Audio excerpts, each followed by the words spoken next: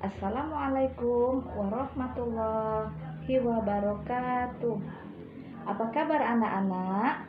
Alhamdulillah, senyum ceria. Allahu Akbar. Yes. Baiklah anak-anak, sebelum pelajaran kita mulai, apakah ada yang tidak masuk pada pagi hari ini?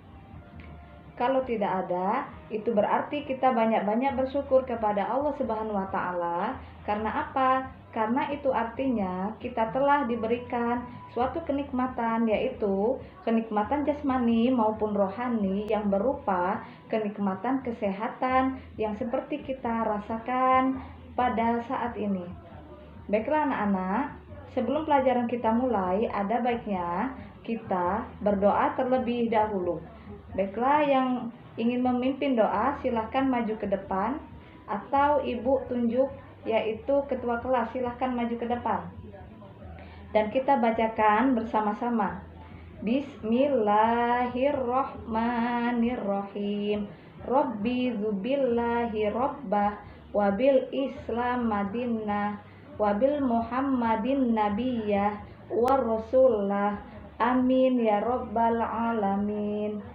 Alhamdulillah, mudah-mudahan pelajaran kita pada pagi hari ini dapat berjalan dengan lancar dan diberkahi oleh Allah Subhanahu wa taala. Amin ya rabbal alamin. Anak-anak sekalian, agar pelajaran kita pada pagi hari ini dapat lebih semangat lagi, ayo kita sama-sama melakukan atau kita sama-sama membaca yel-yel. Tepuk semangat. Semangat. Semangat. Alhamdulillah, mudah-mudahan pelajaran kita pada pagi hari ini dapat berjalan dengan lancar dan lebih semangat seperti semangatnya yel-yel yang telah kita sebutkan. Baiklah anak-anak, pelajaran kita pada pagi hari ini yaitu tentang bersih itu sehat.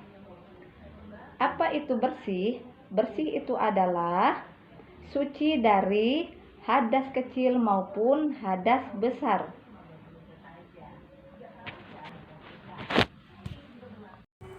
Anak-anak sekalian, sebagai syarat sah salat tentunya ada rukun wudhu yang harus dilengkapi. Sebab jika tidak berurutan atau ada bagian dari rukun wudhu yang terlewat, bisa saja wudhu dan salatnya tidak sah dilakukan.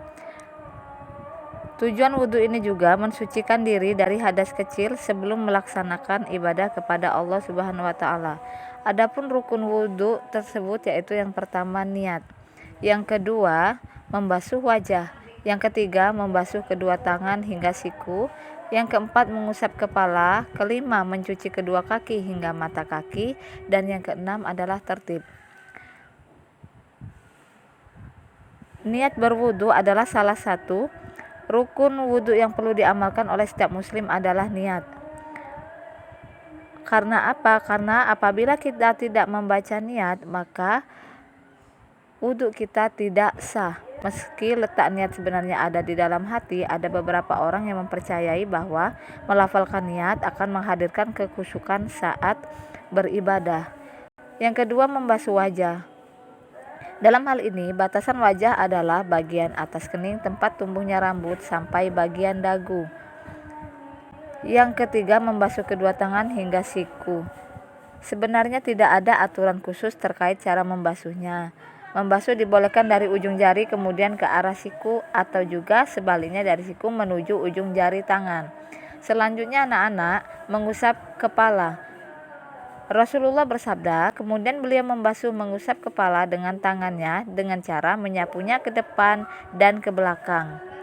Beliau juga memulainya dari bagian depan kepalanya ditarik ke belakang sampai ke tengkuk, kemudian mengembalikannya lagi ke bagian depan kepalanya. Yang kelima, mencuci kedua kaki hingga mata kaki. Dalam hal ini yang dibasuh adalah bagian telapak kaki beserta kedua mata kakinya. Tidak harus membasuh sampai ke betis ataupun lutut. Dan yang keenam yaitu tertib. Yang dimaksud tertib sebagai bagian dari rukun wudhu adalah melakukan gerakan wudhu yang dilakukan secara berurutan.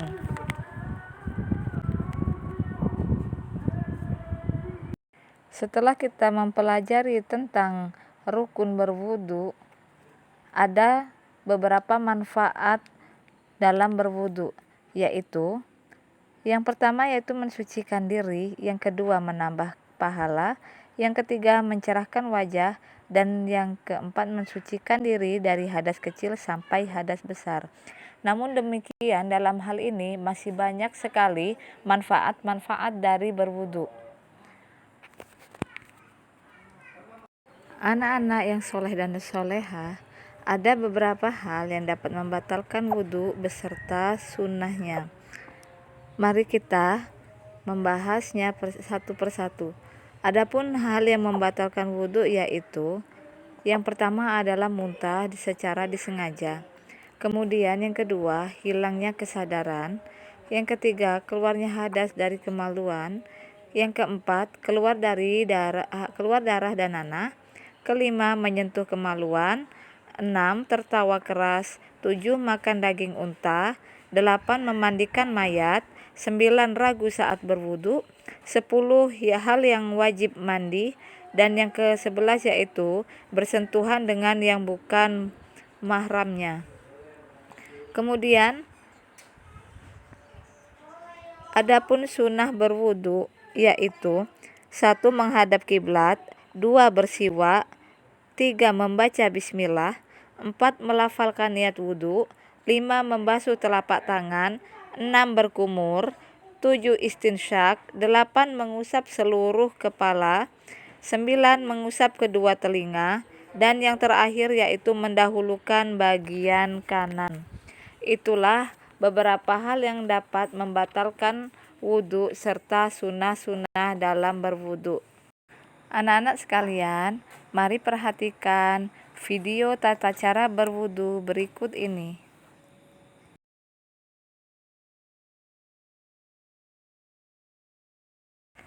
Nah, baik anak-anak yang soleh dan soleha, pelajaran kita pada hari ini telah selesai. Dan Ibu rasa kalian sudah mengerti dengan pembahasan pelajaran kita pada hari ini, yaitu tentang berwudu. Atau ada di antara kalian yang masih ingin bertanya, yang masih belum mengerti? Ayo Ibu kasih kesempatan untuk bertanya. Silakan, siapa yang mau bertanya?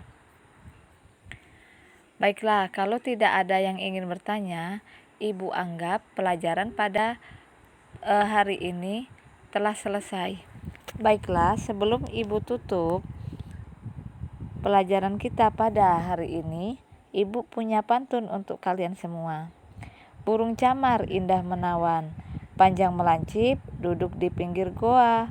Hai murid Ibu yang budiman, mari kita pulang dan jangan lupa berdoa.